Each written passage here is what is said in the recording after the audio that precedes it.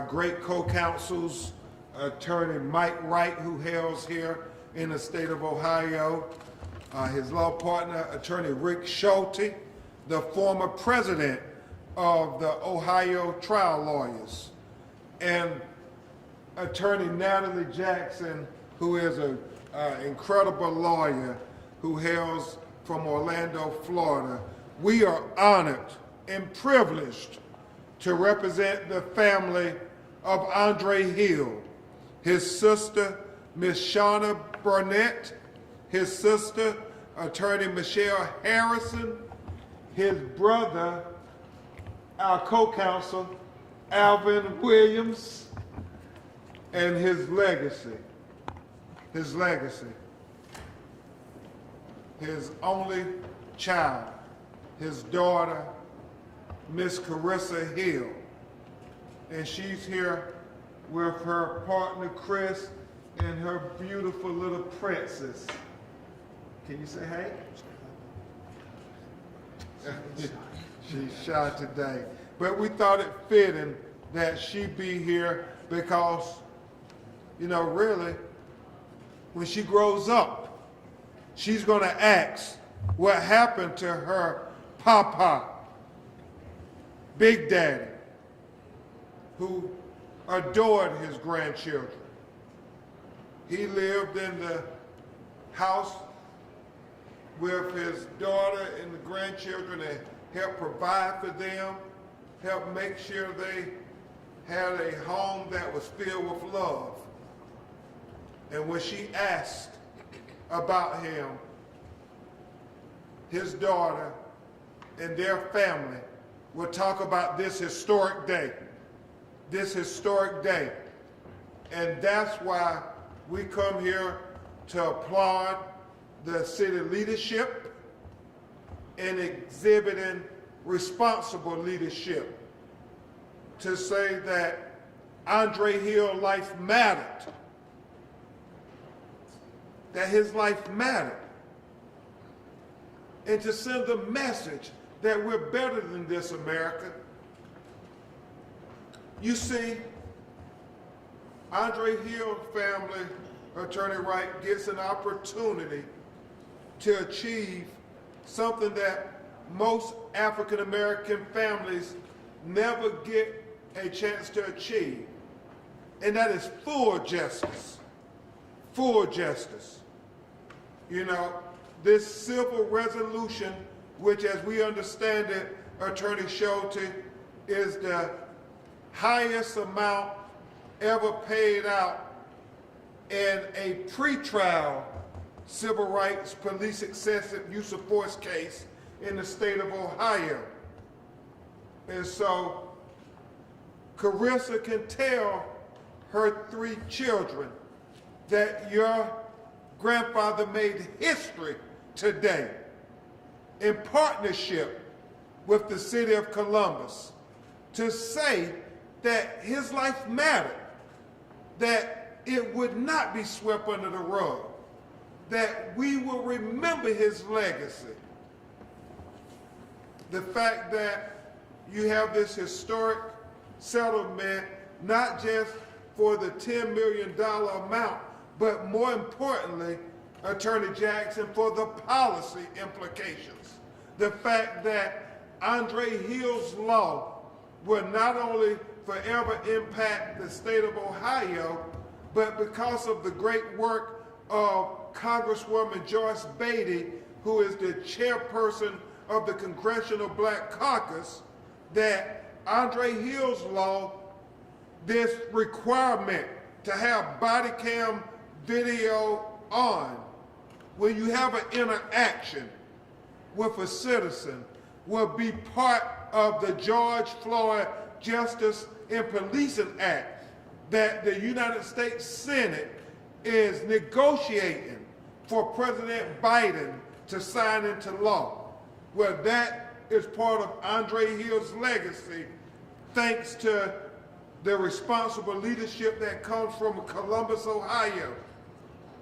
And I want to take a point of personal privilege, if I could, Carissa. I want to thank Congresswoman Joyce Beatty for her exceptional leadership. And we understand that her husband passed today.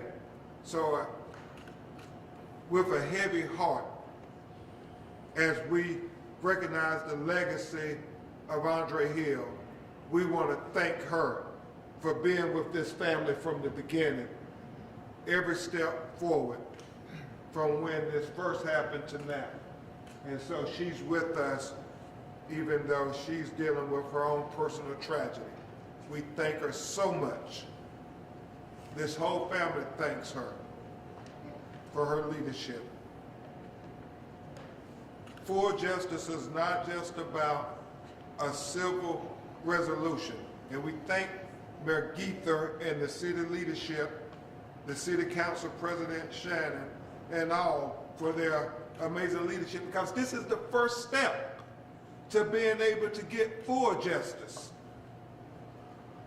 We're vigilant and focused that we also get criminal accountability. We have done what we can do, these great lawyers and myself. 7th Amendment allows for civil justice. The 10th Amendment allows for criminal justice. So we want the Attorney General of the state of Ohio to continue to make this historic moment for the state of Ohio, so all America can learn from Ohio. We watched it happen with George Floyd, and it's so ironic as we prepare for the 1-year anniversary of George Floyd on May 25th, that's just around the corner, that Ohio is setting what I hope and pray will be a new precedent for the state of Ohio, for the citizens of Ohio, to say we can get full justice, that equal justice is possible, that equal justice is possible in the state of Ohio, because our white brothers and sisters expect and often receive full justice. It's just black people in America have rarely received full justice, Carissa and Shauna, but your family, you all have an opportunity to receive full justice. That is civil justice, criminal justice, and legislative justice with these policies that will not just impact your family, but hopefully will impact all the citizens in the state of Ohio when we have Andre Hill law passed and signed by your governor to say that we must have body camera videos on when you have interactions with citizens. And Sean and Alvin, that you must give life-saving medical assistance when possible to every citizen. That's black citizens, brown citizens, red citizens, white citizens, all citizens should be treated equally. And we thank the city leadership for saying that we're better than this America, that we can be more just to all of our citizens. So we document this historic day, and we thank the city leadership for saying that Andre Hill life matters. With that, you're going to hear from Attorney Mike Wright and Attorney Rick Schulte, Attorney Nala Jackson, and then you will hear from the people who matter most at this day, the people who will define the legacy of their loved one. Because to us, it's a case. Andre Hill has become a hashtag. The video has went viral. But to her, this is her flesh and blood. This is her father.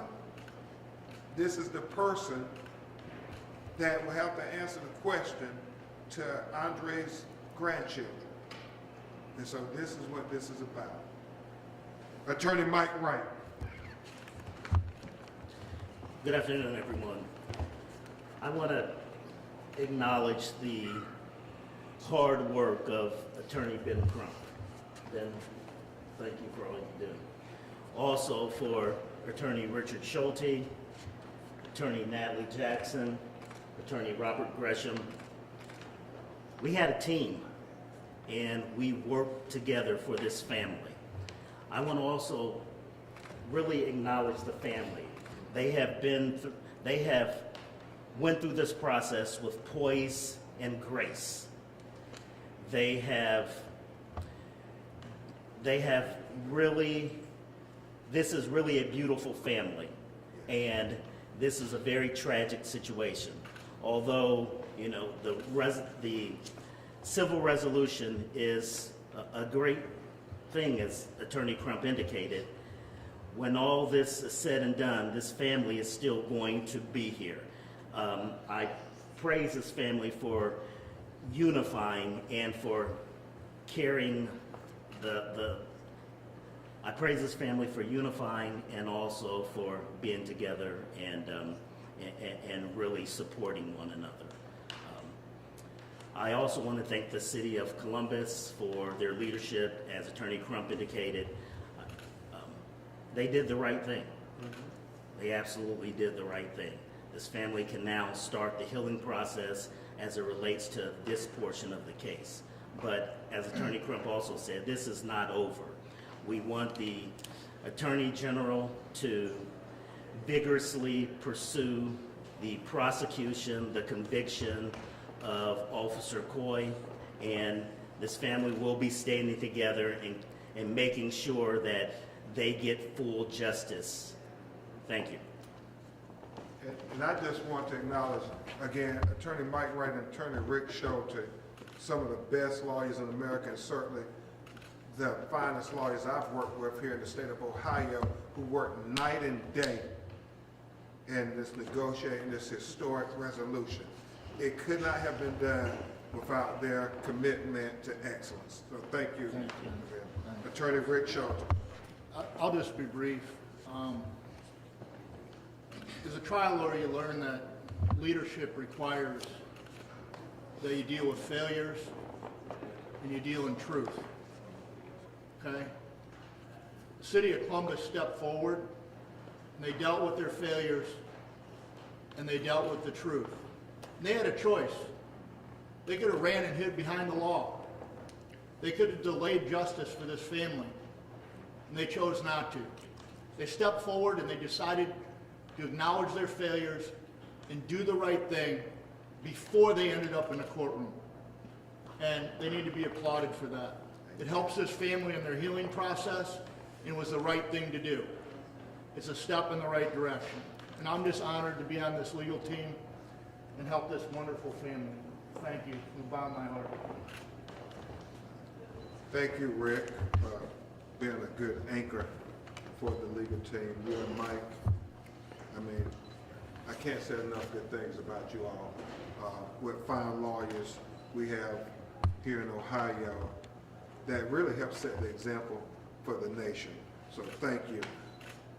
I can't say enough about the calming effect that Attorney Natalie Jackson had with this whole family, but especially Carissa. Those nights when she called crying, saying they took my dad. They took my dad. It was oftentimes Attorney Jackson counseling me, saying that, hey, we have to not just be technical, we have to understand over and over again that he meant the world to his little girl. And I can never overstate her importance to this legal team in making sure everybody was unified and kept up to speed, especially when I got busy, when Mike and Rick got busy. Natalie always sacrificed her time night or day to be here for the family. And she did it with Trayvon Martin's family when we worked together and so many other families. So this sister is one of the best lawyers in America, and I'm so proud to call her my co-counsel, Attorney Natalie Jackson. Thank you, Ben. Thank you, Mike. Thank you, Rick. I think that the most important thing that we need to talk about, now that we've talked about the restitution to this family, which is owed, is the policy and the justice part. And that comes from the activists on the front line. So one thing that we always want to do when we're in these cases, I know with Attorney Crump, he is always saying, let's remember the activists, because without them, we couldn't do the job that we do. We go to the court, but they go to the streets, and we really appreciate all the work that they do, and they help not only to get the restitution for this family, but the policy and the justice for society. So what we see now in the George Floyd and Policing Act, we see the Andre Hill law being incorporated into that. Where now, when police officers encounter a citizen, they have to have their cameras on. There's no more excuses to have your cameras off. So we'd like to thank, I think on behalf of the team, and I know Attorney Crump is really, this is one of his passions. And his passion is that we change society and we make it a more just society for everyone. Thank you all for coming. Thank you for the family. Thank you for this team and allowing me to be a part of this team. I really love you all. Thank you, Attorney Jackson. And now we will have Andre's oldest sister, Miss Shauna Hartman. Well, the matriarch of this. Hi, everybody. All right. Thanks for coming. One of the things that I wanted to just talk about was my memory of my brother. Today does mark a historic day for us. It's a joyous day, but it's also a sad day too because he's not here. He's always been the person who cared for everybody, made sure everybody had everything they needed, wanted. If they didn't, he would find a way to do it. So with him not being here and being able to comfort us and to take care of us, that hurts my heart that he's not here. But those are some of the fond memories I have of him as far as taking care of us and always being there for us, and most definitely for his daughter, Carissa, and his grandbabies. He loved his kids and his grandkids so much. And of course, the whole family as well, because like I said, he looked out for everybody, not just brothers, sisters, aunts, uncles, cousins. Didn't matter, whoever needed something, he was there for them. So this today actually marks another portion of where he's still here with us, just not physically, but he's still here with us. His legacy is going to live on. The money is a good thing, but having Andre here would be better. But it is, I mean, it just is what it is. So I'm happy about that. As far as there will be his Brentnell Recreation Center, the gymnasium in the center is actually going to be renamed Andre Hill's Gymnasium, I believe, and I'm really excited about that because this is the community that we grew up in, and he loved his community just like he loved his family. Brentnell is like a really special community that we all grew up in, so everybody, even though they're not family, they're extended family. So this is the place that he grew up, he loved, and he would always bring the kids there as well. So we're really excited and happy about that too, because again, that's another part of him that's going to live on. So even when the grandbabies get older, they'll be able to go there and recognize what this means. And then as far as Andre's law, I'm excited about that. I'm happy that it has been put into place because body cameras need to always be on when the officers are on the scene. Before they step out of the car, they need to be on. And like Natalie said, no more excuses, no more names.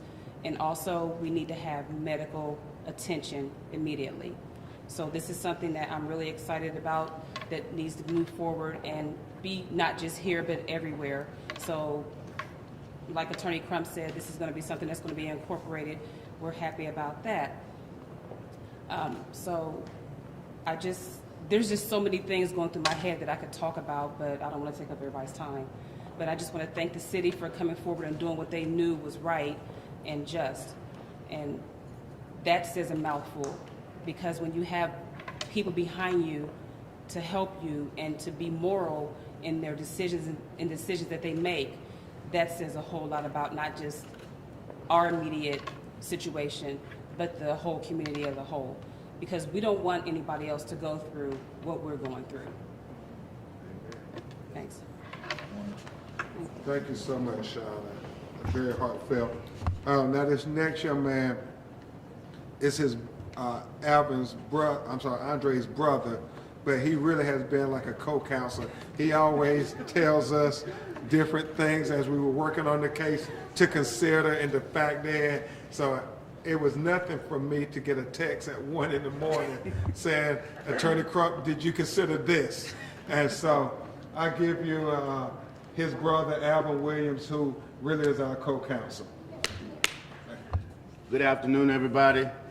I want to appreciate the family foremost, all the attorneys, City of Columbus, State of Ohio, all of the positive protesters, police officers, mayor, all the ones who played a positive part into this tragedy. I won't sit up here and shed any tears, but it took all of us to set this new positive trend about wrongdoing in policing. We want things to change rapidly, immediately. As far as my brother, every soldier doesn't make it through battle.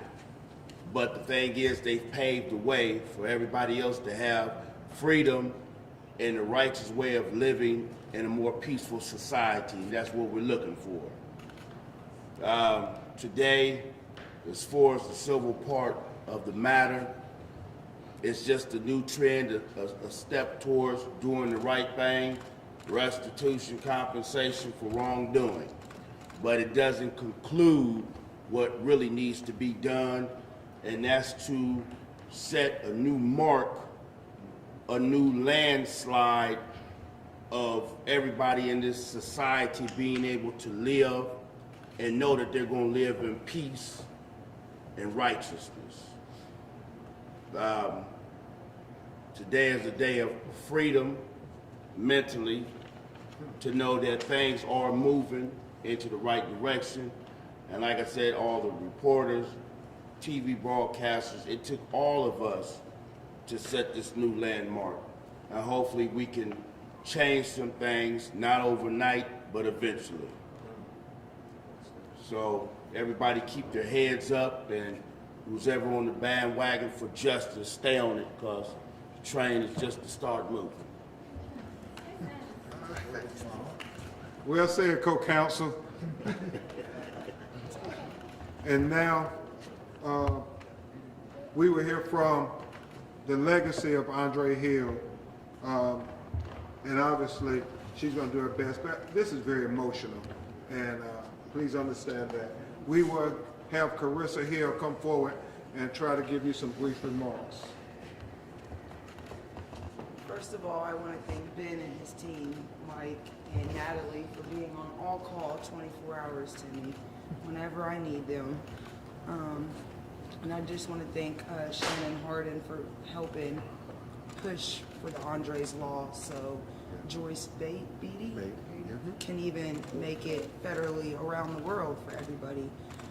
It is a very big day for me and my family today, and my daughter's 3. She might not understand it now, but when she's older, she will definitely understand the legacy that her big daddy left behind for her.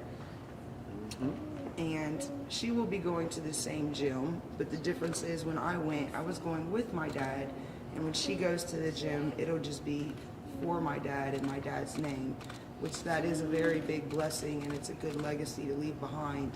And we're just very sad that we can't share that with my dad being here, and we know he's here with us still though. So I just want to say thank you. It's one step, but it's not full justice. It's one step towards something. It doesn't help, or it doesn't take the scar off of our hearts that we still have from my dad not being here. But it's something, and it's a start. So we appreciate everybody. Well said. Thank you, Carissa. We'll open it up for questions.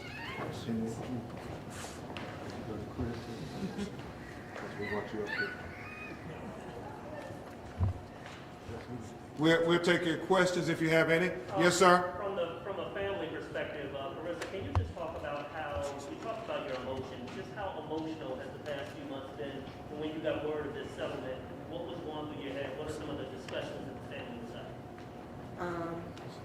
Well, it's very emotional because every day you turn on the TV, you see a new killing. So it re-triggers because no matter how it happened or justified, non-justified, you see it and it brings back a trigger that my dad's not here. We really haven't had no discussions or anything farther past that. It's just all kind of coming to us, so. Are you surprised that the city, you know, and this is a question of family and attorney, are you surprised that the city settled so fast? When you talk about $10 million, that's a pretty quick settlement for so much money. And I'll go first, and I will let Mike and Rick also chime in if they so choose. I think, as Attorney Wright said, it was the right thing to do. There was no way to justify this unjustifiable killing. He was holding a cell phone. It was a 311 call. As his partner testified, she did not feel in fear of his life. What was it? Was it his skin color? Why would you shoot a man who you were confronting for a 311 call? Not a 911 call. Nobody had called saying there was something nefarious or criminal or evil going on.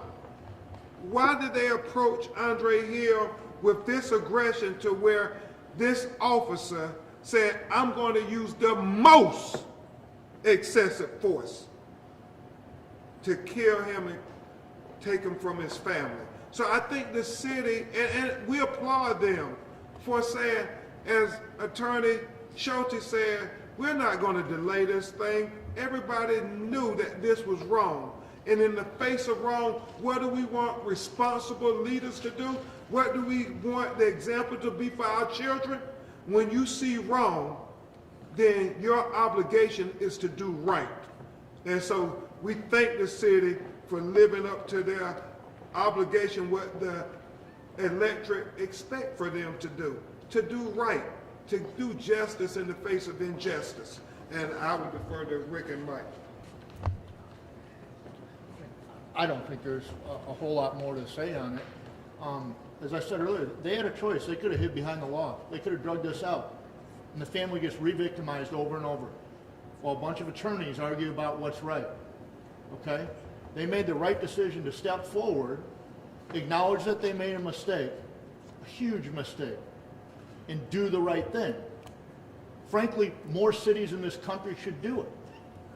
Okay? And they're not. They're hiding behind their lawyers, and it's injustice. We want justice. And when you elect city officials, you expect them to do the right thing. Leadership demands it. The people demand it. They're demanding it right now. I'm not surprised they came forward this quick. It was the right thing to do. Okay? No.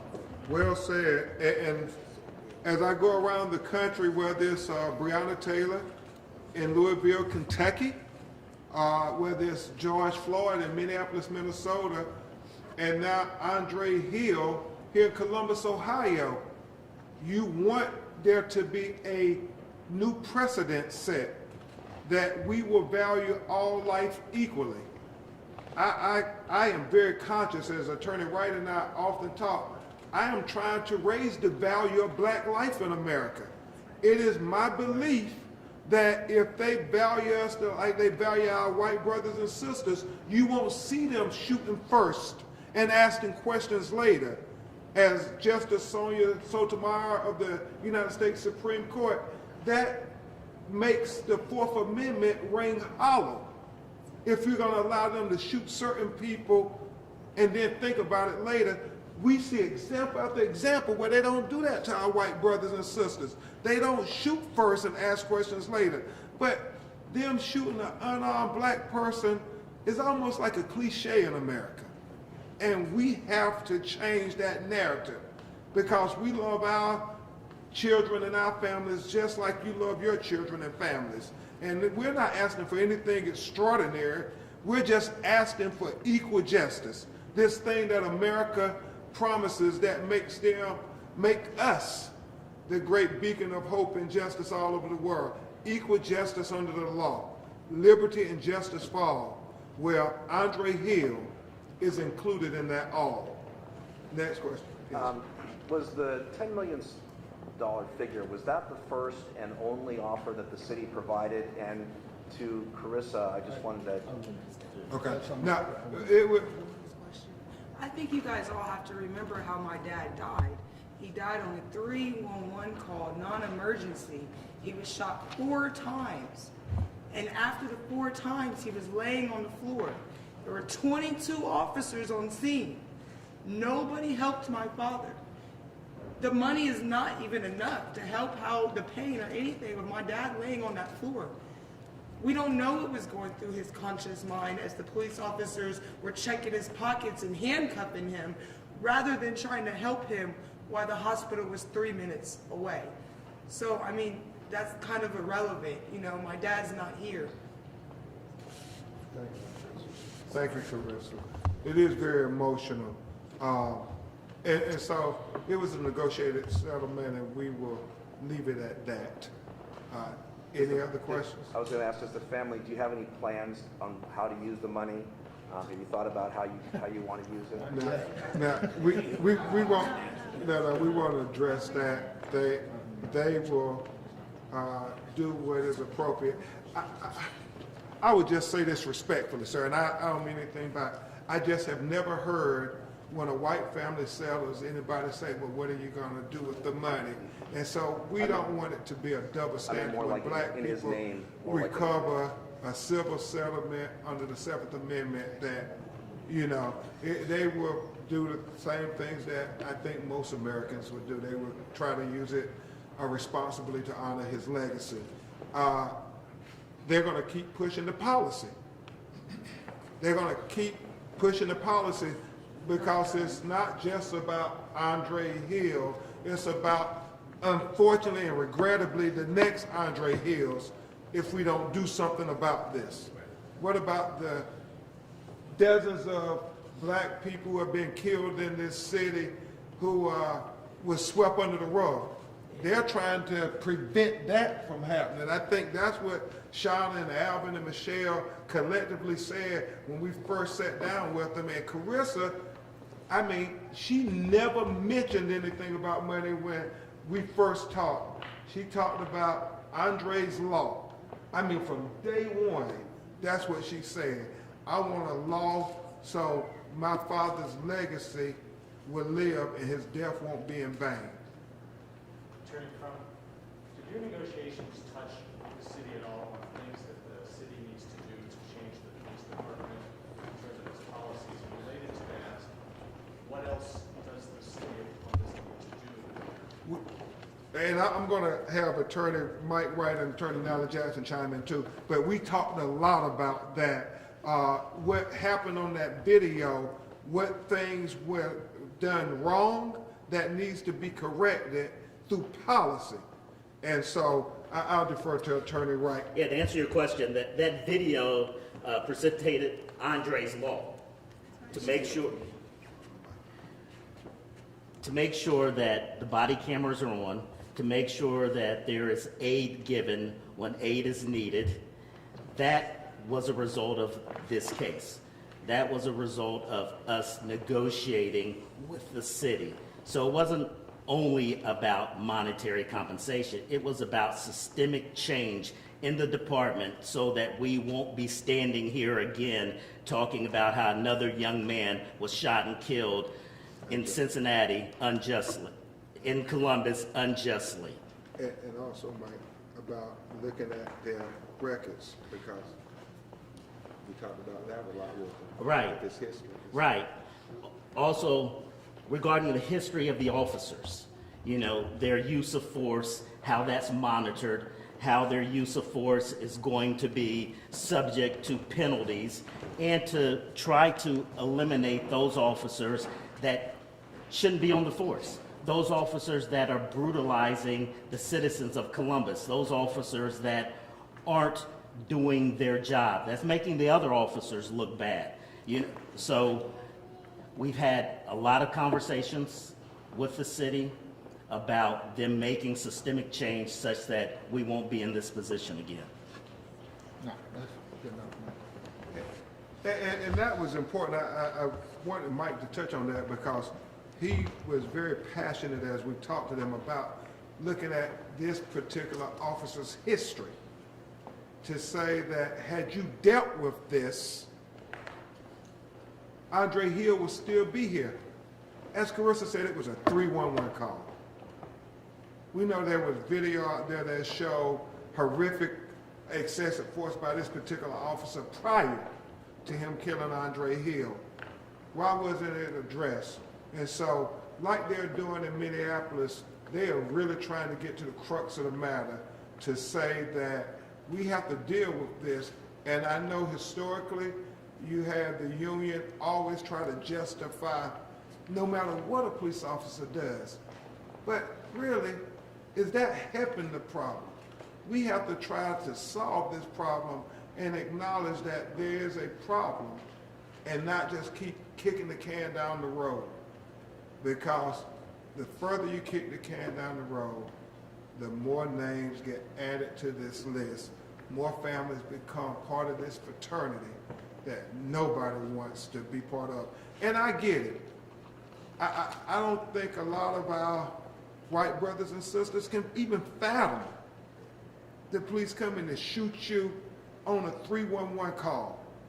That's not part of the reality. When you look at the statistics, it's very rare that white people are killed unarmed by police in America. But you ask any black person, I mean, you can, when I give speeches, I ask, can you think of 10 black people who have been killed unjustifiably by the police? And people don't have to think hard in the audience. They say, you know, George Floyd, Stephon Clark, Breonna Taylor, Alton Sterling, Philando Castile, you know, Atiana Jefferson, Pamela Turner, and they just run down the list of black people, John Crawford, black people who have become hashtags. And then I say, now tell me how many white people you can think of that have been unjustly killed by police in America. And it's silence, crickets, because that's not the reality of our white brothers and sisters. But every black person to a one, they understand Andre Hill being killed in this manner, and they say, but by the grace of God, that could be me or my family. Every day, we think about that. So that's what we're trying to prevent, y'all. Hopefully, we can come together and say, America, we can be better than this. I believe that in my heart. We can be better than this. And I think this historic settlement sends the message that Ohio believes that we can be better than this. Columbus believes we can be better than this. For the family, we're in the middle of a police chief search right now to bring about some of that change. Have you spoken with any of the candidates? And what would you want them to know about Columbus and what you hope to see as the next police chief for the city? Yeah, I mean, I have seen where they are looking for the next police chief, and of course, the first thing that we want to talk about is the records, the systemic racism, separating the bad ones from the good ones, and just making changes for the positive. So those are the first things. I mean, the first thing that I would ask is, one, first know their background, know their morals, their values, and their beliefs, because that's where everything is going to start from them. You know, your leader, you're just a reflection of who leads you. So we want to make sure that we have a positive leader who has these things in mind. If they don't, then we need to pass on and go to the next one. And as Alvin come forward to address that, I would be remiss if I didn't echo what our policy consultant, Tesla Figueroa, always says. We have to ask those police chiefs, what policy will they support, or what policy will they initiate? You know, hopefully it shouldn't always be reactive. Let's be proactive. What policy, new chief, would you recommend to prevent Andre Hill from happening in the future? I like to give a lot of thanks to Mayor Githel to have the courage and the heart to actually see that there was an underlying, deep-rooted problem in the police department. This is nothing new that from the present to the past, other mayors, police chiefs did not recognize. This problem has always been there, but it took the one to have enough guts and courage to go against the grain to get a lot of these things to take place as far as a big change, to get the city of Columbus to be able to recover, I would say. One of the things also is that as far as the policy, is that the policy needs to be totally reviewed. And when you see these type of situations going on, whoever would reject something that's out of line or whatever not to be reviewed, I feel that they actually have the problem. So let's go ahead and get deep down to the problem that we can all see what's going on and start from there. Once you start from there, then you start cleaning house. You start cleaning house of the ones who don't want to follow the rules, the ones who feel that they're above the law. Let's start there. We'll take just one or two more, and then we will end the press conference. Anything else? If not, Carissa, I think we should have a final word. What do you want to see on the gymnasium wall? You told me earlier. My dad's face. You want- Andres Hill's face on the gymnasium wall, since the gym is getting renamed after him.